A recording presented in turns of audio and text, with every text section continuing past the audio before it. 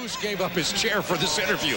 So we have both of them here. First of all, as you fellas, both of you had great games, and I'm going to get to that in a moment. But the first thing we want to know about, as I'm sure you do, is Michael Jordan's right wrist. Horace, what do you know about it at this point? Well, I think right now it's a little tender, but knowing Michael and the person and the player he is, he'll be ready on Saturday. Yeah, how about it, Scotty? Did you hear anything or talk to him about it at all? Well, he's been bothered with it pretty much throughout the season, and I'm pretty sure he irritated pretty bad tonight.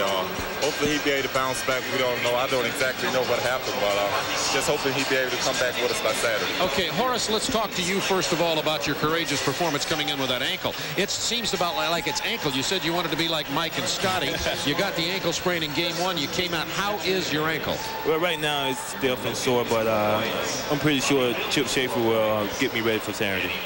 Scottie Pippen, the star of this series so far is not Scottie Pippen, Horace Grant, or Michael Jordan. It's Chicago's defense. Tell us about the defense and the intensity you've brought to this series. Well, I think everybody's trying to come out and bring that intensity to the game, and that's helping our defense out tremendously.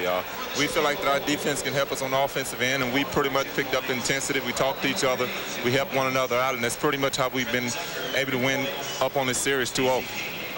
Scotty, it seems to me that your defense very much keyed around stopping Brad Daugherty. He cannot get a shot because of the aggressive double teams. In fact, you've been able to keep him guessing all night.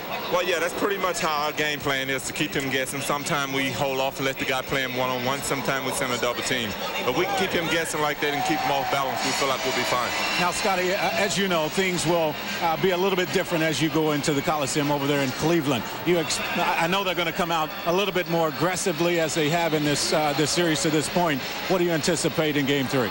Well, we anticipate the same way they always come out. They come out very hard and hit you with a 10-0 lead, but we feel like we can meet the intensity. We know what we can do in our mind, and we know what we got to do when we're on the road. Yeah, Horace Grant, obviously it's Pippen, Grant, and Jordan are the big three on this Bulls team. What is the feeling with your team when Michael Jordan goes out? For instance, he went out with the ankle for a short time in that Game 3 against Atlanta. A lot of people go, uh-oh, now the Bulls have got to play without Michael. How do you fellas respond to that, and what's in your mind when that happens? Well, in our mind, we hope that Michael's okay, but we take it upon ourselves as a group to go out there and try to fill his shoes. You know, those are some big shoes to fill, but if everyone collectively come together as a unit, we'll do a good job. Guys, before we let you go, I think we have to talk about the bench, because I think guys like Stacey King and Scott Williams have come in and played very well for you, as you have needed that at times. I think they've played very well, been a big part of this. They've definitely stepped up big. They did a tremendous job for us. I think Stacey and Scott, over the time that we had off, they really worked hard in practice, and it's beginning to pay off in the game for us. Well, Scottie Pippen and Horace Grant, two of the big three here, who led the Bulls to a 19-point win tonight. Congratulations on that. You're off to Cleveland. We congratulate you here. Go put some more ice on your wounds. It's kind of a Jack Gibbons said, hope you have enough ice down in the locker rooms for everybody's sprain. Hope you'll be all right. We'll see you on the weekend and again on Monday night. Thank you, guys. Scottie Pippen and Horace Grant, who led the Bulls after Michael Jordan was injured tonight, 104-85 over the Cleveland Cavaliers to take a 2-0 lead in this series. And we'll be back with more right after this.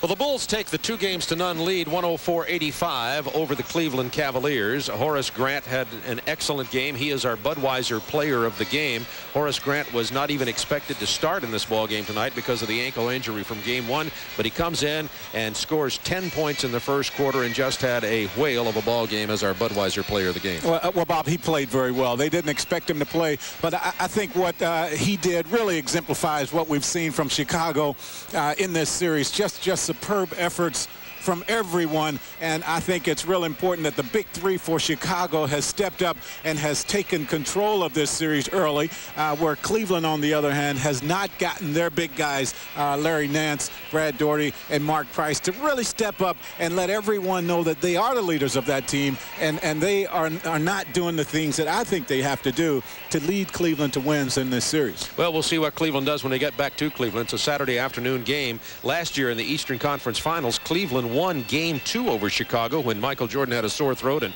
Cartwright had back spasms by 26 points. It was not to be tonight. Michael Jordan with a sprained right wrist on his shooting hand. As a matter of fact, he came back in the game to try to play. They had tape on it. Michael had to switch to his left hand for the second of 2 free throws. He is in the locker room now. Both Horace Grant and Scottie Pippen said they think he'll be okay. I don't know whether they think it or hope it, but that's the story. I would be very surprised if we don't see Michael play in Game 3.